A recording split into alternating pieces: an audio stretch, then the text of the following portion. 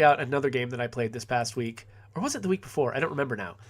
Um, And it's called I'm a Butthole. Go away. No, this game is called Flood of Light. And I played a little bit of it at work, and FeralDraakdorei was enamored with it, and he actually picked it up and started playing it too. In fact, somewhere at some point I should link to his channel or something so you can check it out. But yeah, so Draakdorei, when I was showing Gorogoa, Draakdorei says, I think I'll hold off on that one. It's no Flood of Light. And so Flood of Light has really captured his imagination. It's interesting, though, because comparing this game to some of the other puzzle games that I played last year, like She Remembered Caterpillars. She Remembered Caterpillars was cool, in part because the entire puzzle was reversible. If you made a mistake, you could always take it back. You never needed to restart the puzzle unless you just needed to sort of reset your thought process. Flood of Light is not that way. Flood of Light, you can get yourself down a rabbit hole that is just absolutely wrong. And, hey there. Hi. I think you should go away. Okay. She's distracting me. I can't think while I've got a kid standing right there. So let's get in here. So, Flood of Light takes place in a post-apocalyptic rain world. I kind of like to imagine that actually this game takes place in the same world as Rain World. Like you've got your little like cat seal creature climbing around down below, being chased by predators, and up here you've got this girl with magical glowing buns running around trying to solve problems. So let's head over to the elevator. So I kind of made a mistake when I played the game. I played like the first level here, and then I jumped immediately to the uber challenging New Year puzzles. And so I actually have not played most of the low-level elementary puzzles. So let's play one of those. That's what I've kind of been doing, is trying to play an early puzzle in some of these games to kind of give an illustration of what they're like, but then I'll leave the rest of the discovery to players. So I have actually forgot a lot about how to play this game. I'll be sort of rediscovering it as we go. Maybe Drac can remind me. So when he says, yeah, he's live streamed all of his progress in this game. So I'll probably end up putting a link in the doobly-doo or whatever to Drac's videos. You can see a lot more of this game. As you can see, there's a power outage all over the whole city. There's very limited amount of light. Maybe you'll be able to rely on just these limited lights to save us robots. According to the Revelation Codex, a guide with human appearance will save us. But, great guide, why are you doing this? Even the humans who created us have forgotten us here. Why are you trying so hard to help us? I'm sorry. I talk too much. Okay, so the way this game works, you can grab lights and pull them down. Was it pulling them down to bring them to you? Or is it... No, it was... Oh, that's right. It was holding the left trigger button to grab lights. I can do that, I know. How do I grab the lights and bring them to myself? Drac, help me remember how to play this stupid game. No, it's not stupid. It's actually lovely. But I'm supposed to be able to grab lights, aren't I? Oh, there we go. It was right-click and pull down. That's what it was. Well, I probably ruined everything now. Hold on. Let's try this again. I guess I've got a couple of lights here. I think I need to put the lights here. That's right. That's how this works. Ta-da! Okay, now that I've reminded myself how you play, this is how the game works. Usually you've got a flood of water that is preventing you from getting to your destination. So you have to pull little bundles of light into yourself and then redistribute them in order to hit certain switches and make the water go down.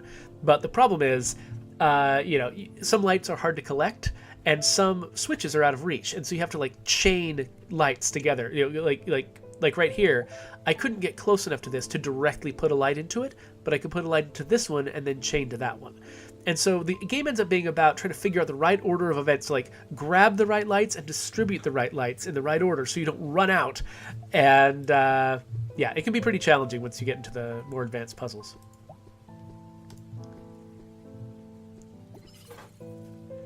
Okay, so here it looks like I need to open up this exit. And I think that means I need to light this. So, get close to this light. Grab 4 doses of light. And then I think I can go bang, bang, bang, bang. To turn that on. And then I can go inside. Hey Zoe, can I use the computer? I can save. Okay. Okay, so now I need to... Okay, yeah, I think this is a lesson that I didn't learn early on. When I went to these advanced puzzles, I got completely lost because I hadn't learned the lesson that I think they're about to teach me right here. So I can try to put a light in that one, but now I'm all out of light. I can't actually drop off only one light at a time. I have to drop off everything I've got. And so if I've got 3 lights in me, how do I distribute to these 2? I think I need to use these 2 lights to do it. So I do that, and now this one's out of reach. So when I do this, I only grab 1 light. Then I come over here,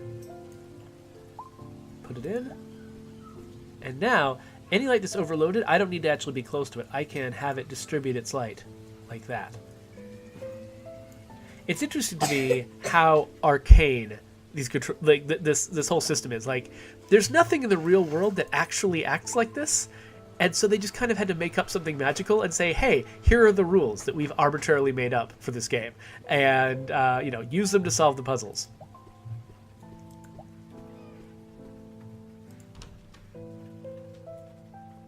Okay, so now the water's gone down far enough that I can actually come further. I think while I'm here, I might as well just grab some extra light in case I need it.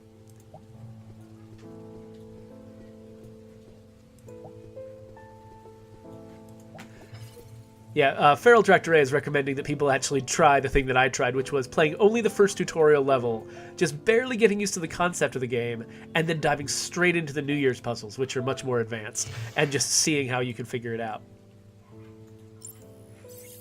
Hello, robot. Great guide. The disc you touched has the ability to save a moment in time. If you ever make a mistake, you have the ability to go back in time. And this is absolutely necessary because there's so many ways you can just get yourself down a blind alley and have to restart. And you don't want to restart all the way at the beginning of a level. You can choose to restart in the pause menu to return to the location of the disc. Want to try it out? Choose restart in the pause menu screen. I've done that before.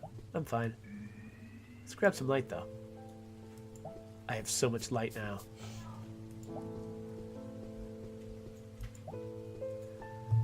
Okay, so I need to hit this and that.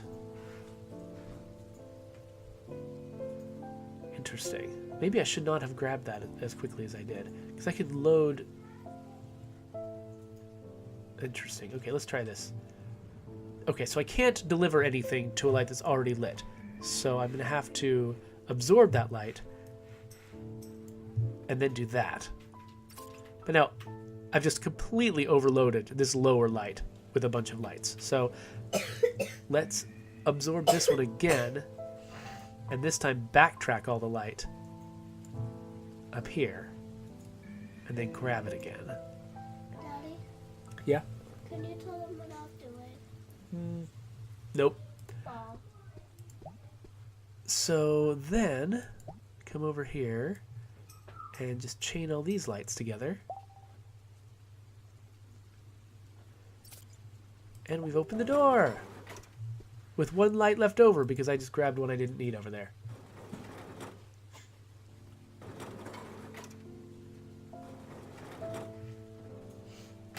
Okay, now we're getting more complicated. Okay, so Draak is pointing out that that you can always, he says you can always split light between 2 lanterns. It looks like they're reminding me of that here. So let's fix this robot.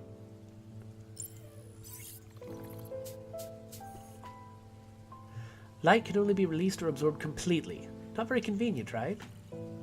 If only there was a way to divide the light. Do you see those 2 lamps over there? You could use them to divide the light. Want to try it out? Use those 2 lamps to divide the light. Sorry, I'm saying it that way because, of course, it's capitalized, and that's what you do. Okay, so I've divided it. And then I can absorb from 1, and then move it all, and then walk over here and absorb from another. I can just keep doing that again and again. Looks like I need 3 to trigger each of these, so let's grab 1 more.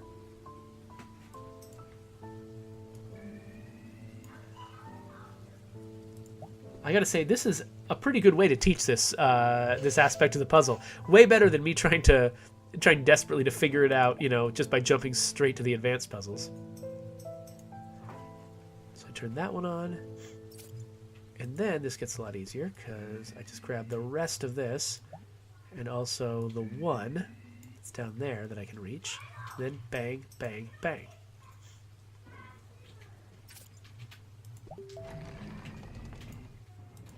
Then I always like to take an extra one just in case.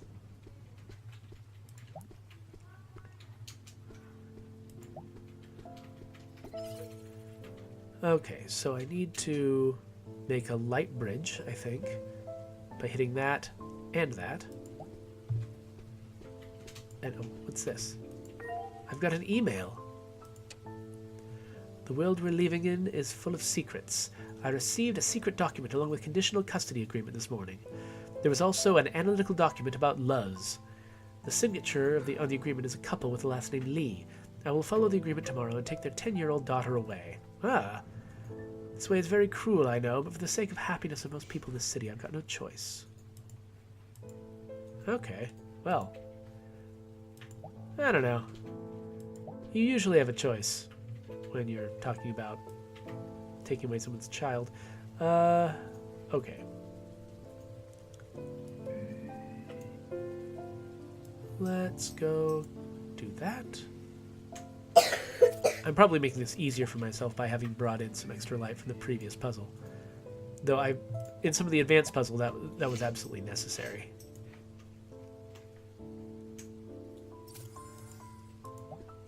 Now there's a bridge.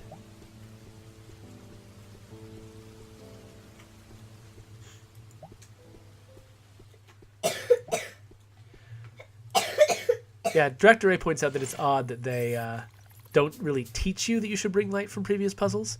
It does become necessary very early in the New Year's puzzle, so maybe they just don't.